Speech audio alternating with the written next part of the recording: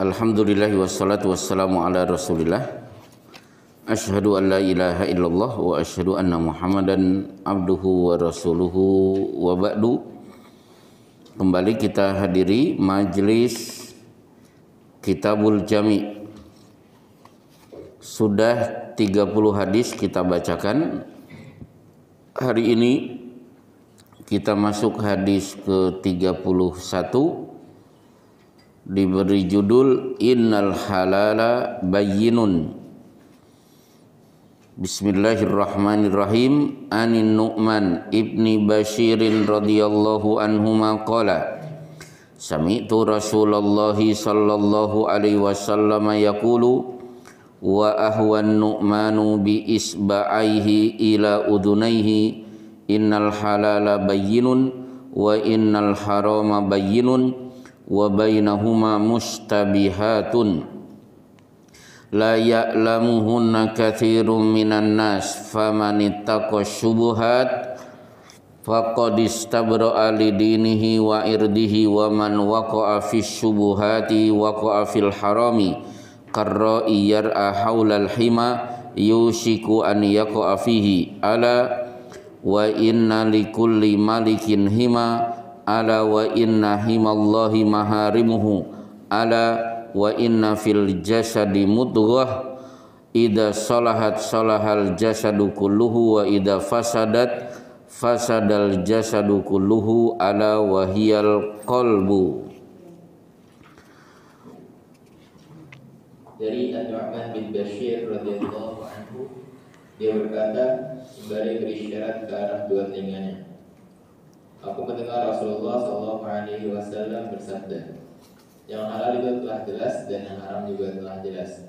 Dan di antara keduanya ada perkara-perkara samar yang tidak diketahui kepastiannya oleh sebagian besar manusia. Maka siapa saja yang menjaga dirinya dari perkara samar tersebut, maka dia telah menjaga agama dan kehormatannya. Sebaliknya, siapa saja terjatuh dalam perkara samar, maka dikhawatirkan dia akan terjatuh ke dalam perkara yang haram. Bagaimana pengembala yang mengembala ternaknya di area terlarang, sehingga sangat mungkin ternaknya akan merumput di area tersebut. Ingatlah, setiap raja mempunyai hima, area larangan. Ingatlah, area larangan Allah itulah perkara-perkara yang diharamkan olehnya. Ingatlah, dalam tubuh manusia ada segumpal darah. Jika ia baik, maka seluruh bagian tubuh lainnya akan baik. Jika ia rusak, maka rusak pula seluruh badan. Ingatlah, itulah hati. Ya. Baik, hadis ini memberikan banyak pelajaran. Yang pertama, berarti ilmu yang wajib diketahui setiap muslim adalah halal dan haram. Kapan dimulai? Sejak kecil. Mana dalilnya? Rasulullah melihat Hasan masih kecil memegang sebutir kurma dan Rasulullah yakin kurma itu berasal dari gudang zakat, sudah dimasukkan ke mulutnya. Beliau bersabda, kah amma alimta annallaha harrama alaina aklas sodakoti. Ungkapan kah itu adalah kalimat yang dikeluarkan oleh seseorang melihat orang lain di mulutnya ada sesuatu yang jorok, yang tidak pantas dimakan, kok dimakan. Seperti bapak kalau melihat anaknya memegang kecoa terus masuk mulut, itu bahasa Bekasinya apa? Enggak mengeluarkan kalimat. Kalau Rasulullah kah, maksudnya jijiknya Rasulullah akhirnya diekspresikan dengan kah. Belum pernah melihat anaknya memasukkan kecoa ke mulut. Pak Agus, bahasa Betawinya apa? Kalau ada sesuatu tidak layak masuk ke mulut yang harusnya dikeluarkan, kalau Pak Agus melihat anak kecil melakukan itu, kalimatnya apa? Bahasa Betawinya. Kalau bahasa Arabnya kah, saking jijiknya. Lepehin, oh gitu, lepehin, dilepeh, oh gitu. Lah ini lebih udah karatan Pak Agus, lebih tua. Baik, nggak ada bahasa cakungnya. Lepehin. Oh iya. Jadi ungkapan jijik. Akhirnya apa? Kamu tidak tahu Allah sudah mengharamkan bagi keluarga Muhammad untuk makan zakat, padahal anaknya masih kecil, masih prateka, kalau sekarang playgroup, tapi sejak kecil sudah dikenalkan halal dan haram.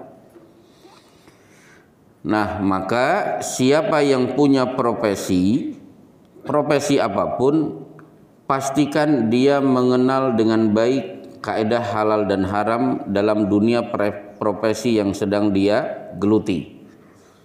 Contoh dokter. Sebagai seorang dokter berarti harus tahu hadis innallaha lam yazal da'an illa anzalahu dawa fatadawu wala tadawu biharam. Sesungguhnya setiap Allah menurunkan penyakit, pasti Allah menurunkan obat. Berobatlah tapi jangan berobat dengan yang haram. Termasuk hadis su'ila Rasulullah anid difda yaj'aluha fi dawain fanaha an qatliha. Seorang tabib bertanya kepada Rasulullah, boleh tidak ada pasien diterapi dengan memakan daging kodok? Nabi melarang membunuh kodok. Berarti kodok memang tidak boleh dikonsumsi meskipun dengan alasan untuk tujuan pengobatan. Oh, berarti Pak Dokter harus paham, pengobatan dengan cara yang haram hukumnya haram. Pegawai kecamatan, pegawai kelurahan yang mengurusi urusan KTP, termasuk kepolisian yang mengurusi SIM, harus tahu la'anallahu ar-rashi wal murtashi. Allah laknat orang yang nyogok dan yang disogok. Jadi bidang apapun yang dia geluti, pastikan dia memahami kaidah halal dan haram. Baik, nah kemudian pelajaran kedua, ada perkara antara halal dan haram di tengah-tengah. Itulah yang disebut dengan syubhat. Di sini kalimatnya, di antara keduanya ada perkara-perkara samar. Di sini teks aslinya mustabihat, berarti syubhat, yang tidak diketahui kepastiannya oleh sebagian besar manusia. Jadi ada perkara antara halal dan haram berada di tengah-tengah, tidak diketahui oleh kebanyakan manusia. Berarti yang mengetahui sekelompok kecil. Siapa itu? Ulama. Jadi kaidah umum sejarah garis besar halal dan haram kaum muslimin wajib tahu. Tapi ada perkara-perkara yang orang umum belum tentu tahu, dan itu area ulama.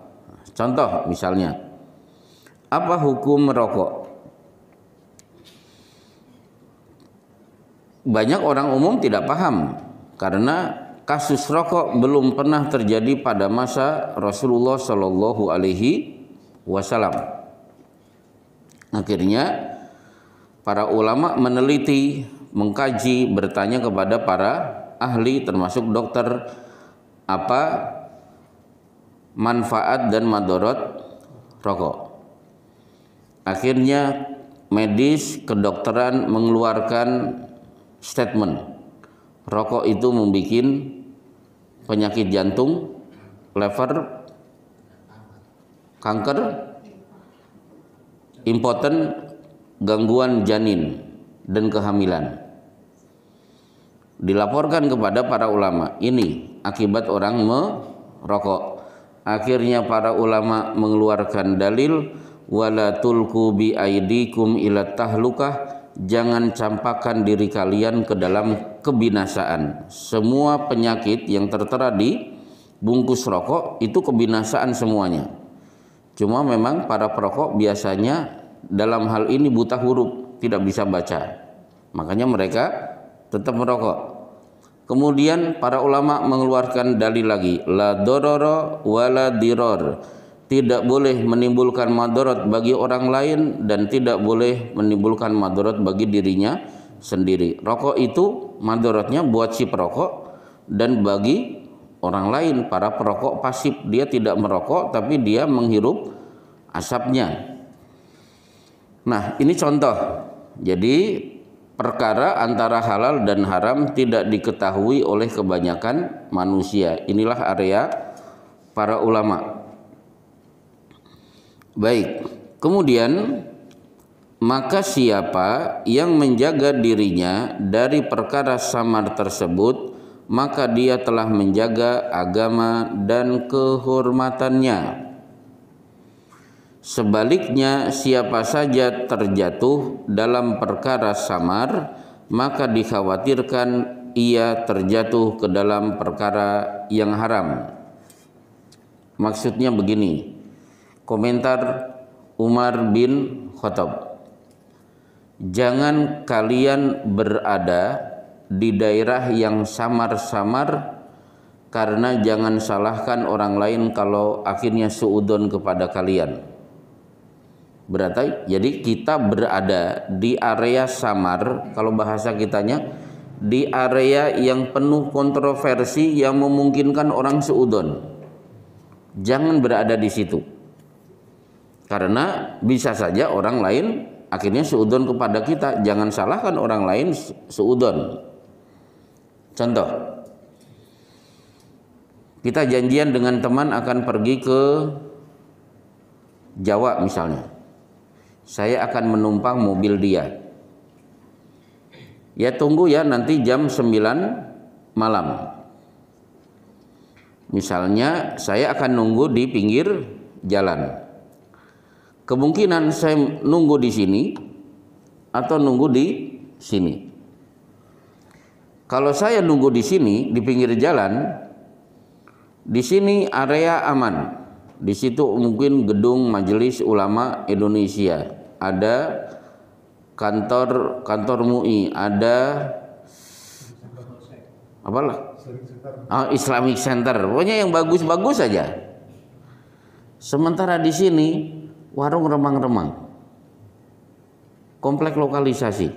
Betul, saya tidak berniat untuk melakukan perbuatan maksiat. Saya berdiri di pinggir jalan di sini murni menunggu teman saya yang akan mudik dan mengajak saya untuk bareng. Kalau saya berdiri di sini, jangan salahkan orang lain suudzon. Loh, kok bapak-bapak pakai peci, jenggotnya panjang, saya kelihatannya kenal, kok berdiri malam-malam di sini? Akhirnya kan kalau itu yang melihat ibu-ibu, kemudian diviralkan, berita 1 cm menjadi 20 km. Jadi jangan berdiri di sini meskipun niat kita bukan untuk melakukan itu. Jadi jangan berada di area syubhat. Karena boleh jadi, nah di sini dikhawatirkan dia akan terjatuh ke dalam perkara yang haram. Tiba-tiba ada WTS datang mendekati, ngajak ngobrol. Nah, itu kan sudah awal. Jadi jangan cari-cari masalah. Kemudian, sebagaimana penggembala yang menggembala ternaknya di area terlarang, sehingga sangat mungkin ternaknya akan merumput di area tersebut. Maksudnya begini, Rasulullah memberi perumpamaan seperti orang mengembala kambing. Pastikan mengembala kambing di padang rumput yang jauh dari kebun milik penduduk. Jangan membawa kambing itu ke satu tempat dekat kebun sayur milik penduduk. Karena meleng sedikit, tiba-tiba kambing nyelonong makan sayur mayur itu. Maka tadi jangan berdiri menunggu teman di area penuh kontroversi, dekat komplek lokalisasi, warung remang-remang. Karena boleh jadi tanpa kita sadari, tiba-tiba ada wanita meraih tangan kita, narik-narik untuk ngajak masuk. Padahal kita tidak punya bayangan sedikit pun untuk bertemu ngobrol dengan mereka. Baik. Kemudian ingatlah area larangan Allah, itulah perkara-perkara yang diharamkan olehnya. Ingatlah di tubuh manusia ada segumpal darah. Jika ia baik, maka seluruh bagian tubuh lainnya yang akan baik. Jika ia rusak, maka rusak pula seluruh badan. Itulah hati. Sebenarnya terjemahan hati itu salah. Qalbun, kalau bapak-bapak menjadi siswa SMP atau SMA di Arab Saudi, kemudian ada pelajaran biologi, ditunjukkan gambar struktur tubuh manusia, terutama bagian dalam. Ketika ditunjuk jantung, maka guru akan bertanya, mahada, apakah ini? Maka murid akan menjawab, hada qalbun, ini jantung. Begitu menunjuk ke arah lever atau hati, guru akan bertanya, mahada, apakah ini? Hada kabidun, ini kabid, ini hati. Tapi begitulah, kata-kata kolbun mau di Quran terjemah atau di terjemah hadis itu sudah terlanjur diterjemahkan dengan hati. Kan di Indonesia kan banyak terjemahan yang sebenarnya salah tapi sudah terlanjur. Akhirnya kalau kita merubah, kita akan merasa asing juga, berat mulut kita untuk merubah istilah itu. Contoh misalnya, bakal calon,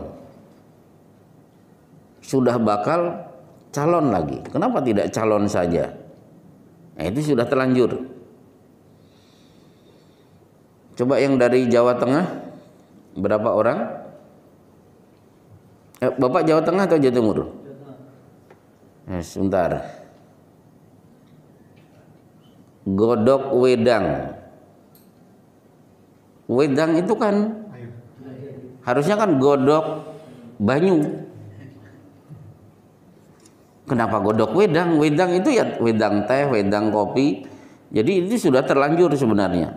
Nah, termasuk bahasa Indonesia, masak nasi. Kenapa tidak masak beras? Lagi apa Bu? Ngulek sambal. Sebenarnya yang diulek apa? Cabai. Kalau sudah jadi sambal gak usah diulek lagi. Tapi sudah terlanjur. Coba kalau ada yang bertanya, Bu lagi ngapain? Lagi ngulek cabai, lagi ngulek bawang, lagi ngulek ini dan itu, malah kan tidak enak didengar. Nah, baik. Udah, karena terlanjur kita sebut dengan kata-kata hati, biarlah kata-kata hati akhirnya kita gunakan. Jadi baik dan tidaknya seseorang itu faktornya adalah hati. Contoh, orang bisa sholat tahajud itu bukan karena badannya kekar, bukan binaragawan. Orang bisa sholat tahajud karena faktor hati. Bisa berinfak itu faktor hati. Maka ada kalimat yang bagus dari para ulama. Apa itu? Min ajaibid dunya an yasriqa al-ghani wa yatasaddaqul fakir. Di antara keajaiban dunia, orang kaya mencuri, si miskin malah bersedekah. Orang kaya mencuri, si miskin bersedekah. Mana buktinya? Koruptor. Kok ada koruptor miskin, Bu? Gak ada. Koruptor itu kaya raya, tapi mencuri. Yang dicuri, wah luar biasa, miliaran, bukan nyolong motor, bukan nyolong sendal di masjid, nilainya triliunan, barang-barang lagi. Kemudian kalimat kedua apa? Si miskin bersedekah. Nah, di Bulughul Maram, ayyus shadaqati afdol, sedekah apa yang paling afdol ya Rasulullah? Qala juhdul mukil, orang yang sedikit harta tapi tetap ingin bersedekah. Maka Rasulullah bersabda, itakunar walau bisiki tamrah, hindari siksa neraka meskipun bersedekah setengah butir kurma. Siapa yang bersedekah setengah butir kurma kalau bukan orang miskin? Jadi bersedekah dan tidak bisa bersedekah itu faktor hati. Buktinya orang yang tidak punya potensi untuk bersedekah tetap berusaha untuk bersedekah seperti orang miskin. Harusnya orang kaya rajin bersedekah, malah nyuri. Fasilitas negara sudah diberi, gaji sudah jelas, tunjangan ini dan itu luar biasa. Jadi semuanya karena faktor hati. Contoh lagi kalimat kaitannya dengan hati. Menebak hati seseorang kira-kira bisa atau tidak? Tidak. Tapi hati seseorang bisa dinilai dari mulutnya. Kalau hatinya baik, keluar kalimat dari mulutnya pasti baik. Kalau hatinya kotor, maka yang keluar adalah kata-kata kotor.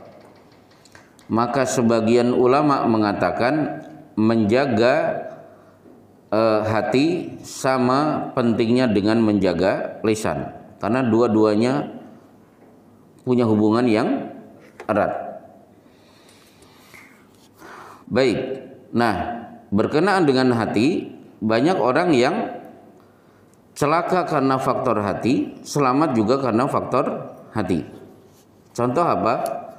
3 orang yang pertama-tama diseret ke neraka di kitab Riyadhus Shalihin: mujahid, ahli sedekah, dan ulama. Ternyata apa? Semua amal ibadah yang dia lakukan 3 orang ini oleh Allah divonis kadzabta, kamu bohong. Kamu berjihad liyuqala annaka jariun, hanya ingin disebut sebagai seorang pemberani. Berarti faktor hati. Ibadah berat tidak ada nilainya karena faktor hati. Contohnya tadi, jihad luar biasa, paling berat. Ulama menyebarkan ilmu, manfaatnya luar biasa. Bersedekah ditunggu-tunggu orang miskin. 3-tiganya tidak bernilai karena faktor hati. Sementara ada orang yang belum beramal karena faktor hati sudah berhak masuk surga. Siapa? Di kitab Riyadhus Shalihin, orang yang membunuh 100 orang, belum sempat beramal tapi hatinya merasa menyesal, maka disuruh berpindah ke sebuah negeri. Kata seorang alim, intolik ila ardi kada wa kada fa inna hunaka unasun ya'budunallaha fa'budillaha ma'ahum wala tarji ila ardika fa innaha ardusu. Tugasmu pindah ke negeri ini, jangan kembali ke negerimu.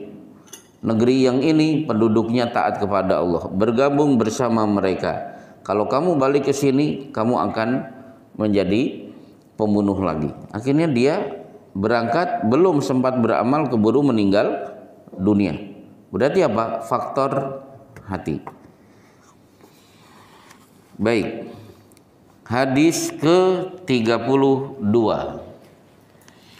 An Abi Hurairah radhiyallahu anhu qala qala Rasulullah sallallahu alaihi wasallam ta'isa abdud dinar wad dirham wal qatifah in u'tiya radiya wa illam yu'ta lam yarda, akhrajahul Bukhari.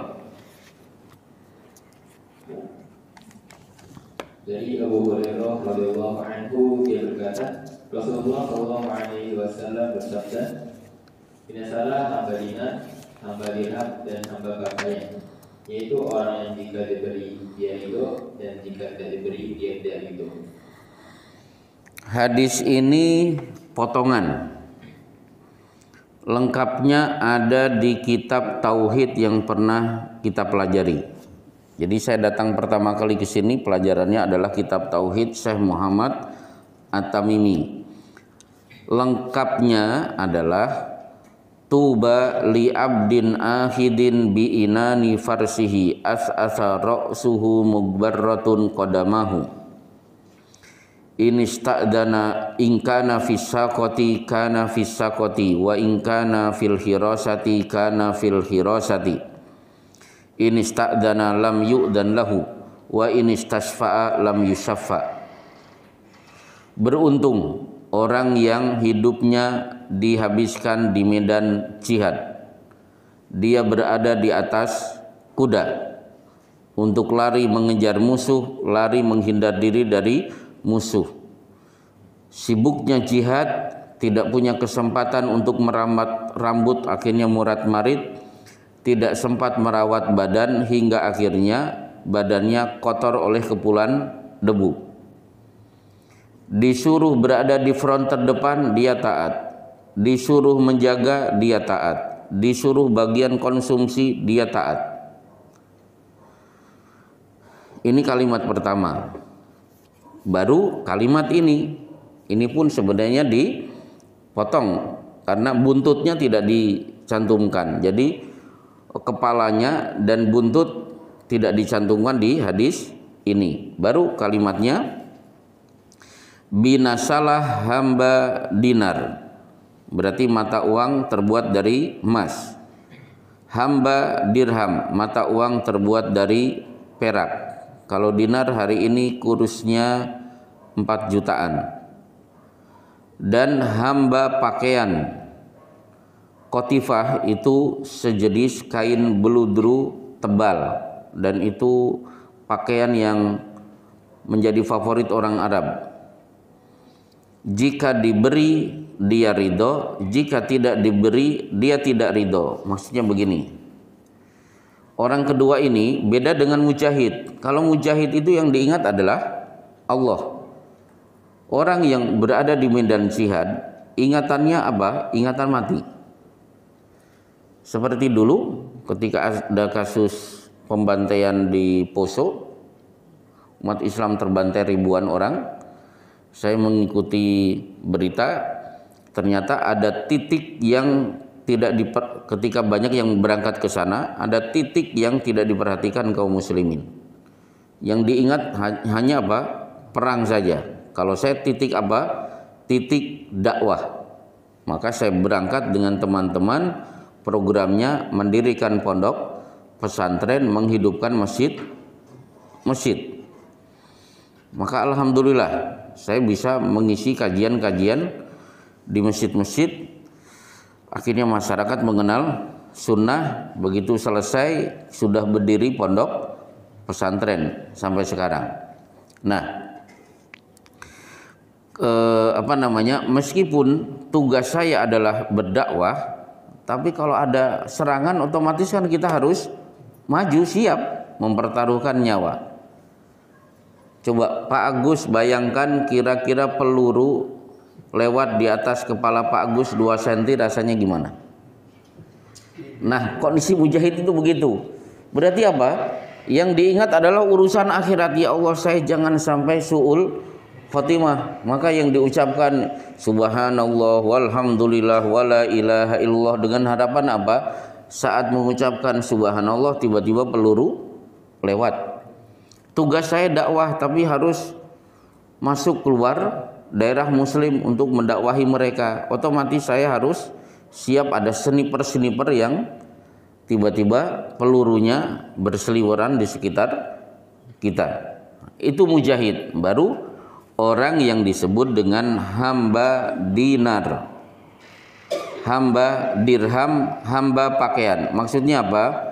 Pebisnis yang dia pikir adalah angka-angka rupiah, target-target yang tercapai atau tidak hari ini. Jadi dia tidak berpikir skor pahala hari ini saya berapa, sudah tahajud belum, target 1 juz tercapai atau tidak, zikir pagi dan petang selesai atau tidak, hari ini berapa banyak orang yang saya berikan senyuman. Gak ada target. Targetnya apa? Berapa pemasukan dinar, berapa pemasukan dirham, baju, tren, itu kira-kira bisa saya raih atau tidak. Karena ada orang yang selalu memperhatikan tren pakaian atau tren rambut dan tren-tren lainnya. Begitu ada berita, ada baju bagus bikinan desainer apa, dia kejar. Kalau ibu-ibu hari ini harga-harga di Shopee yang di diskon mana? Akhirnya yang tidak perlu pun karena ada diskon kemudian dibeli. Apalagi ibu-ibu, ini kan hari cantik, tanggal 2 bulan 2, coba yang didiskon apa saja dibeli. Nggak tahu ibu-ibu sini, kalau ibu-ibu sana begitu sih. Baik, saya berikan contoh. Dulu ada bos kaya raya, tiap hari dia tidak pernah punya libur. Dari Senin, Selasa, Rabu, Kamis, Jumat, Sabtu, Ahad, Senin, Selasa terus. Dia baru bisa merebahkan badan jam 10 malam. Karena dia harus memantau semua bisnis. Pernah beliau sakit, harus dioperasi. Begitu sadar dari operasinya, pertanyaan pertama dari si bos ini adalah, "Pak dokter, kapan saya bisa kerja lagi?" Padahal, "Pak dokter, berapa lama saya harus bisa istirahat sampai akhirnya saya pulih kesehatan saya?" Oh enggak, yang dia pikir adalah kapan saya bisa bekerja lagi. Karena sehari kalau dia tidak datang itu kehilangan sekian poin rupiah. Nah, itu contoh binasalah hamba dinar, hamba dirham, hamba pakaian. Jika diberi, maksudnya kalau target terpenuhi dia ridho, dan tidak diberi maksudnya kalau tidak tercapai dinar dan dirham masuk ke rekening dia tidak ridho. Berarti apa? Dia resah dan gelisah. Berarti bahagianya itu kalau dunia masuk, bukan poin-poin pahala. Maka buntut dari hadis ini, ta'isa wan takasa wa idasika falan takosa. Sungguh celaka dia, ibarat orang yang menginjak paku yang tidak dicabut. Kira-kira kalau nginjak paku menyebabkan penyakit apa? Tetanus. Tetanus itu mematikan tidak? Oh, bisa mematikan. Ada orang tertancap paku, pakunya tidak dicabut, berarti akan menjalar ke seluruh tubuh menyebabkan kematian. Itulah bahayanya orang yang selalu memikirkan skor-skor urusan dunia. Baik, maka orang yang pinter di surat Ar-Rum, walakinna aktsaron nasi la ya'lamun. Kebanyakan manusia itu tidak berilmu, la ya'lamun. Itu di ujung ayat kelima. Jadi ayat kelima diakhiri dengan la ya'lamun, mereka tidak berilmu. Orang yang tidak berilmu berarti bodoh. Kan begitu, tidak berilmu. Orang yang tidak berilmu berarti bodoh. Siapa yang bodoh, yang tidak berilmu? Di awal ayat ke-6, ya'lamun, mereka lah yang berilmu, berarti yang pintar. Pintar dalam urusan apa? Ya'lamu dhahiran minal hayatid dunya, urusan dunia pintar. Wa hum 'anil akhirati hum ghafilun, tapi urusan akhirat dia tidak berpikir. Itulah orang yang bodoh menurut surat Ar-Rum ayat 5 dan ayat 6. Baik, terakhir hadis ke-33. Pas di 7.33 detiknya, menitnya. Kun fid dunya. An Ibni Umar radhiyallahu anhuma qala akhadha Rasulullah sallallahu alaihi wasallam biman kibi faqala kun fid dunya ka'annaka gharibun aw abiru sabilin wa kana Ibnu Umar yaqulu idza amsayta fala tantadiris sabaha wa idza asbahta fala tantadiril masa'a wa khudh min sihhatika li saqamika wa min hayatika li mautika. Akhrajahul Bukhari.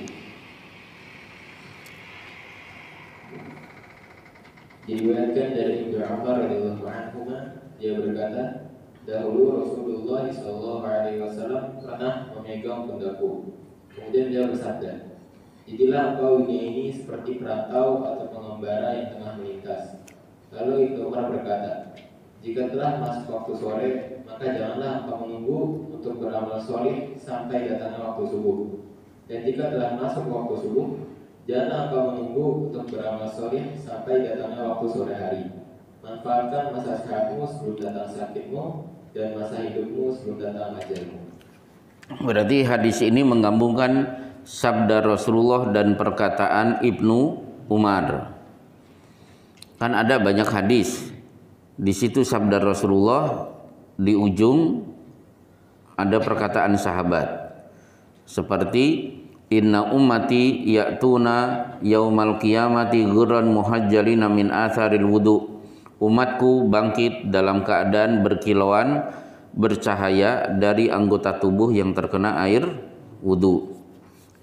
Abu Hurairah menambahkan, fa in istata'an yutila minkum ghurratahu falyaf'al. Siapa yang ingin cahayanya tambah banyak, silahkan dilebarkan area wudunya. Berarti kalau mencuci tangan sampai siku, boleh dinaikkan ke atas biar cahayanya tidak sampai siku saja. Ketika mencuci kaki sampai telapak, sampai mata kaki, kalau pengen betisnya ikut bercahaya, silahkan betis juga dibasahi. Itu perkataan Abu Hurairah. Nah, di sini hadisnya juga begitu. Ada hadis, ada tambahan perkataan. Rasulullah memegang pundakku, kata Syekh Muhammad Shaleh Utsaimin. Memegang pundak tanda perhatian seseorang kepada orang yang dia pegang pundaknya. Jadilah engkau di dunia seperti, sebenarnya bukan perantau. Gharib itu asing. Di sini diterjemahkan perantau. Syekh Salman Fahad Al-Audah menerangkan hadis ini. Saya terangkan dengan bahasa bebas. Ada yang pernah pergi ke Irian Jaya? Pak Agus paling jauh kemana? Semarang. Udah begini aja, misalnya Pak Agus ditugaskan oleh kantor untuk bekerja di Bekasi, pasti nyaman. Tiba-tiba kantor mengeluarkan SK, Pak Agus dimutasi ke Irian Jaya. Kira-kira rasanya gimana? Seneng, bahagia, sujud syukur, bingung, akhirnya sholat istiqoroh. Masalahnya belum pernah ada yang pergi ke Irian Jaya. Nah, ada anggota pengajian kita punya pengalaman, dia di kantor sudah di Jakarta, kemudian pindah ke Bekasi, sudah nyaman, tiba-tiba dipindah ke Irian Jaya. Dia harus bergaul dengan suku yang berbeda budaya, berbeda adat kebiasaan, berada di daerah yang sangat asing. Akhirnya saya tanya kepada beliau, yang Bapak harapkan saat itu apa? Saya berdoa kapan saya disuruh balik lagi ke Bekasi. Nah, itulah yang disebut jadilah engkau di dunia seperti orang asing. Kenapa? Karena tempat saya di surga. Aslinya kita itu di surga. Saya masih ingat turun dari pesawat, antrian mau masuk Madinah. Di depan saya ada orang Arab. Saya tanya, min aina anta qadim? Dari mana Anda berasal? Kan saya nunggu jawaban dari Yordania atau dari Lebanon, kan begitu. Orang ini menjawab minal jannah. Saya ulangi terus tetap minal jannah. Akhirnya terjadi obrolan. Asal kita aslinya sebenarnya surga. Cuma karena bapak kita berbuat maksiat, akhirnya kita disuruh ke dunia. Tapi Allah kan ketika melepas Adam keluar dari surga, kan ada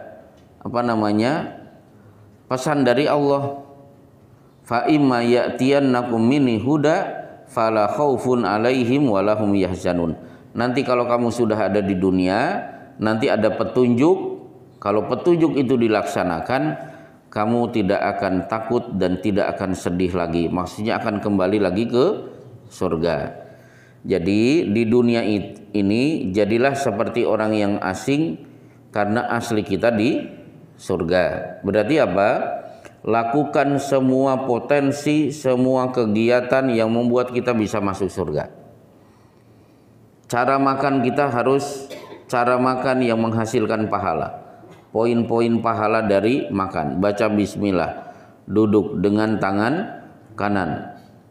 Diakhiri dengan alhamdulillahilladzi hamdan katsiran thayyiban mubarakan fihi ghaira makfin wala muwadda'in wala mustagna anhu rabbana. Pastikan tidur juga menghasilkan pahala. Kenapa? Kalau semua kegiatan menghasilkan pahala, saya akan berpindah dari dunia yang asing ini menuju surga. Kalimat kedua, atau seperti pengembara yang tengah melintas, maksudnya musafir, abira sabilin. Siapa yang bersafar tidak mungkin membawa sesuatu yang membuat dia berat. Apa ada orang yang bersafar bawa lemari, bawa spring bed? Kan nggak mungkin. Yang dia bawa apa? Yang dia butuhkan. Kira-kira saya mau pergi ke, misalnya ke Sumatera, berapa baju yang saya bawa?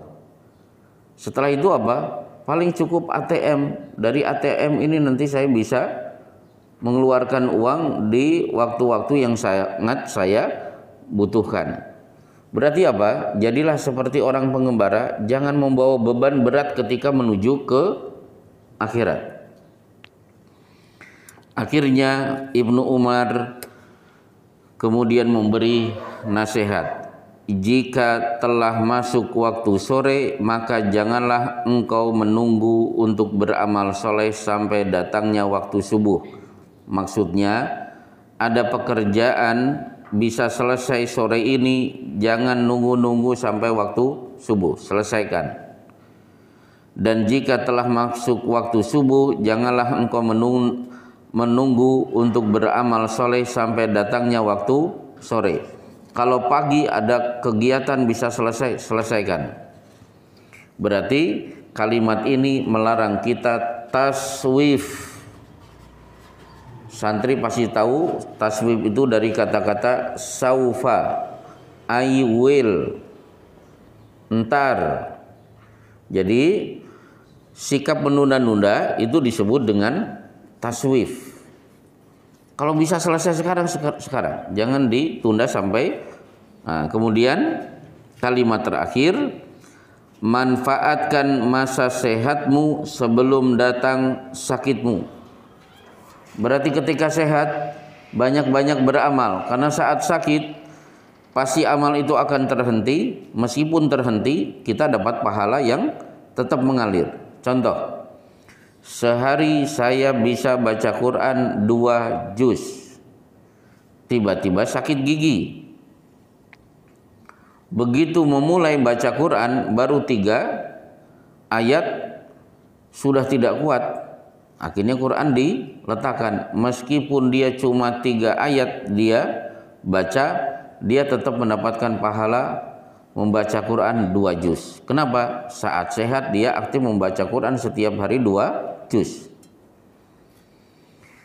Kalau ibu saat normal biasa sholat duha, tiba-tiba sakit atau haid, berarti kan tidak sholat duha, tetap pahala sholat duha tetap mengalir. Itu makna dari manfaatkan masa sehatmu sebelum datang sakitmu. Kemudian apa? Masa hidupmu sebelum datang ajalmu. Berarti manfaatkan saat hidup, ada amal yang tetap mengalir ketika kita sudah meninggal dunia. Kalimat yang pernah saya sampaikan di sini, saya sampaikan, umur tidak penting, mau panjang atau pendek. Betul, kita punya keinginan khairun nasi man tala umruhu wa hasuna amaluhu. sebaik-baik manusia, umur panjang dan bagus amalnya. Tapi kan kita juga terikat dengan hadis a'maru ummati ma baina sittin wa sab'in. Usia ideal umatku antara 60 sampai 70. Tapi umur tidak penting. Yang penting apa? Yang penting adalah ketika kita meninggal dunia, kita memiliki amal lebih panjang daripada usia. Jadi amal kita lebih panjang daripada usia. Contoh, misalnya Sahal dan Suhel, si pemilik tanah di kota Madinah. Rasulullah bertanya, "Saminuni biha itikum." Tolong tetapkan harga tanah kalian ini, akan aku beli untuk mendirikan masjid. Si pemilik tanah menjawab, "La nuridu samanaha illallah." Kami tidak butuh duit, yang kami butuhkan Allah. Kami lepaskan sebagai wakaf. Disitulah akhirnya berdiri Masjid Nabawi. Sementara Masjid Nabawi sampai hari ini tidak pernah sepi. Sahal dan Suhel sekarang sudah ada di bawah tanah. Dia sedang panen pahala setiap hari dari kedatangan orang datang ke masjid untuk beribadah. Berarti Sahal dan Suhel memiliki amal lebih panjang daripada usianya. Atau saya berikan contoh, kita punya amal lebih panjang dari usia. Itikaf untuk mencari Lailatul Qadar. Akhirnya kita dapat. Berarti kita mendapatkan pahala setara dengan beribadah 1000 bulan. Kalau dikonversi tahun 80 sekian tahun. Cukup sekali dapat Lailatul Qadar, kita dapat ibadah setara dengan ibadah yang dilakukan 80 sekian tahun. Itu maksudnya begitu. Lah kalau kita dapat itikaf, dapat Lailatul Qadar sepanjang hidup 10 kali, wah luar biasa. 80 kali 5 dari kali 10 berarti apa? 800-an tahun. Itu contoh, kita mati meninggalkan amal lebih panjang daripada usia. Nah, akhirnya berkenaan hidup merasa terasing karena kita mengejar akhirat. Di surat Al-Hajj nanti dibuka sendiri di rumah ayat 47. Wa inna yauman inda rabbika ka alfi sanatin mimma ta'udun. Sehari di akhirat itu sebanding dengan 1000 tahun. Baik, nah kita bayangkan 1000 di akhirat, sehari di akhirat setara dengan 1000 tahun di dunia. Sekarang kalau ada orang hidup 100 tahun, sukses, bahagia, tidak pernah sakit, belum pernah menangis kecuali saat bayi, kaya raya, dihormati di mana-mana, berarti sukses 100 tahun. Berarti kalau dibandingkan dengan akhirat, dia sukses berapa hari?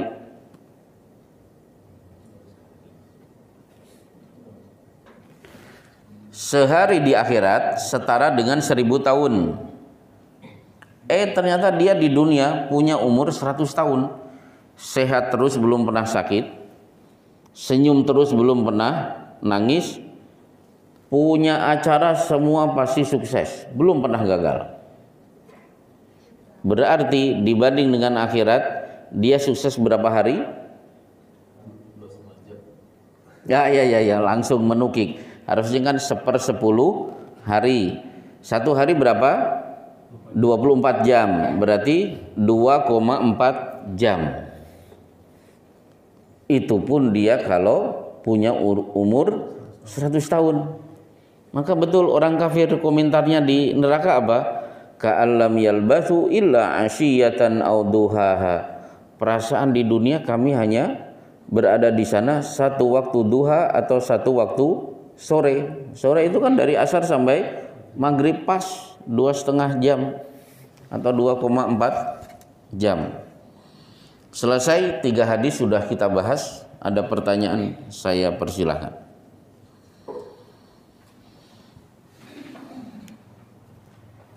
Mas Prapto kemana? Oh ada. Wanita dilarang memakai parfum wangi-wangian. Bagaimana hukum pergi? Oh, mencuci baju dengan pewangi. Abu Hurairah pernah ketemu berpapasan dengan perempuan yang pergi ke masjid pakai wewangian. Abu Hurairah langsung mengucapkan, ya ammatal jabbar, wanita yang jabbar itu pokoknya orang yang banyak melakukan perbuatan dosa. Disuruh pulang untuk mandi seperti mandi janabat sehingga keluar tidak tercium. Pokoknya begini, wanita silahkan pakai parfum, silahkan pakai kosmetik, dengan syarat hanya mengatasi aroma bau seperti deodoran, kan begitu. Itu bukan dalam rangka untuk wangi, tapi supaya sebagian anggota tubuhnya tidak tercium kecut di hidung orang lain. Intinya begitu. Nah, kalau masuk, masalahnya saya tidak hobi ke laundry, jadi saya kalau baju ya sudah dicuci, ya sudah selesai, tidak pernah memakai pewangi. Jadi saya tidak terbayang pakai pewangi itu bagaimana, saya belum terbayang. Memang wangi. Sebentar aja. Oh, pakai pewangi. Masalahnya begini, kalau saya di rumah itu memang dari kecil saya hobi nyuci baju. Maka di rumah sampai hari ini begitu saya menikah, status tukang cuci baju tetap melekat pada diri saya. Dan saya nyuci baju meskipun ada mesin cuci, saya tidak terlalu percaya dengan mesin cuci. Tetap saya sikat dulu bagian-bagian penting baru masuk ke mesin cuci. Nggak ada baju langsung mesin cuci, saya tetap suudon, nggak akan bersih. Jadi bagian-bagian tertentu yang bermuamalah dengan kotoran akan saya gosok terlebih dahulu, dan saya tidak pernah pakai pewangi. Tapi wanginya tidak lama. Harus dekat diciumnya berwangi. Oh ya udah, sebenarnya nggak masalah. Kan nggak mungkin ada laki-laki, Bu, maaf ya saya deket-deket, kan nggak mungkin. Kalau sekedar mengatasi seperti itu sebenarnya tidak masalah. Baik, ada yang lain? Ya. Kalau tadi disampaikan dalam hadis Abu Hurairah yang bahwa wudu itu kalau mau bercahaya lebih dari anggota wudunya ditambah. Itu perkataan Abu Hurairah, bukan sabda Rasulullah. Nah itu apakah tidak menambah-nambah? Ya, dalam madhab Hambali itu dianggap menambah, tapi dalam madhab Syafi'i itu dianjurkan. Kenapa? Yang ngomong Abu Hurairah. Kalau kita kembali ke manhaj salaf itu siapa? Para sahabat. Berarti perkataan sahabat bisa diambil. Tapi dalam madhab Hambali memang enggak. Sehingga ulama-ulama Saudi kalau mengajarkan wudhu cukup sampai di sini, jangan ditambah, karena itu bukan sabda Rasulullah, itu perkataan Abu Hurairah. Sementara Imam Syafi'i, sahabat juga bisa diambil perkataannya, karena yang ngomong Abu Hurairah, bukan ulama hari ini. Dan Abu Hurairah bagian dari sahabat yang mereka sudah mendapatkan keputusan di surat At-Taubah ayat 100, radhiyallahu anhum wa radu an. Kalau saya termasuk setuju. Kenapa? Lebih 3 tidak boleh. Faman zada faqad asaa. Siapa yang nambah-nambah berarti dia telah melakukan keburukan. Lebih dari 3 tidak boleh. Maka Imam Bukhari di Kitab Thaharah, di kitab sahihnya membuat judul Babu al-wudu salasan, Babu al-wudu marrataini, Babu al-wudu marrah, bab wudu 3, wudu boleh 2, wudu boleh sekali, tidak lebih dari 3. Bagaimana dengan sempurnakanlah wudumu. Nah, sikap kita ini ngambil yang mana nih antara? Kalau sempurna ini sudah sempurna. Siapa yang berwudu sampai siku sudah sempurna. Masalahnya Abu Hurairah yang selalu bermuamalah dengan Rasulullah menyimak hadis ini kemudian mengeluarkan kalimat. Dan saya punya husnudzon. Tidak mungkin Abu Hurairah mengatakan kalimat itu asal-asalan. Sebagaimana begini. Silahkan cari riwayat mengangkat tangan 7 kali di sholat Idul Fitri, gak ada. Yang ada apa? Takbir 7 kali di rakaat pertama, 5 kali di rakaat kedua. Apakah setiap takbir mengangkat tangan? Enggak akan ketemu hadisnya. Tapi kenapa bapak-bapak mengangkat tangan itu? Karena melihat perbuatan Abdullah bin Umar. Sebagaimana ketika sholat jenazah kan takbirnya 4 kali. Silahkan cari hadis. Setiap takbir ada mengangkat tangan. Nah, itu dilakukan oleh Abdullah bin Umar. Lebih luas lagi, Imam Malik dasar mengambil hukum tidak hanya Quran dan hadis, tapi apa? Amalu ahlil Madinah, amal atau ibadah yang dipraktekkan oleh penduduk Madinah. Kenapa? Penduduk Madinah itu melihat para sahabat beribadah. Pokoknya apa yang dilakukan oleh penduduk Madinah itu dijadikan dasar oleh Imam Malik. Seperti begini, tidak ada dalil secara jelas terang-terangan mengajak kita untuk mengawali doa dengan sholawat. Tapi kenapa kalau kita berdoa diawali dengan bacaan sholawat? Karena kita mengikuti perkataan Ali bin Abi Thalib, disitir oleh Ibnul Qayyim di kitab Jala'ul Afham, kullu du'ain mahjubun hatta yusalli ala Nabi sallallahu alaihi wasallam. Setiap doa terhijab, tidak sampai kepada Allah hingga yang berdoa bersalawat untuk Nabi. Kita tidak menggunakan hadis, tapi menggunakan perkataan Ali bin Abi Thalib. Ya. Tapi ya itu, kalau Bapak belajar fikih nambah di atas apa? Siku boleh atau tidak? Ini kembali ke mazhab. Kalau Hambali tidak boleh. Kalau Imam Syafi'i dianjurkan karena mengikuti pendapat Abu Hurairah. Tinggal setengah pertanyaan. Pak Agus biasanya bertanya. Sudah cukup. Berarti inilah kajian kita di pagi hari ini. Kita akan lanjutkan lagi di pertemuan-pertemuan yang akan datang. Wassallallahu ala Muhammadin wa ala alihi wasallim. Subhanaka Allahumma bihamdika asyhadu an la ilaha illa anta astaghfiruka wa atubu ilaik.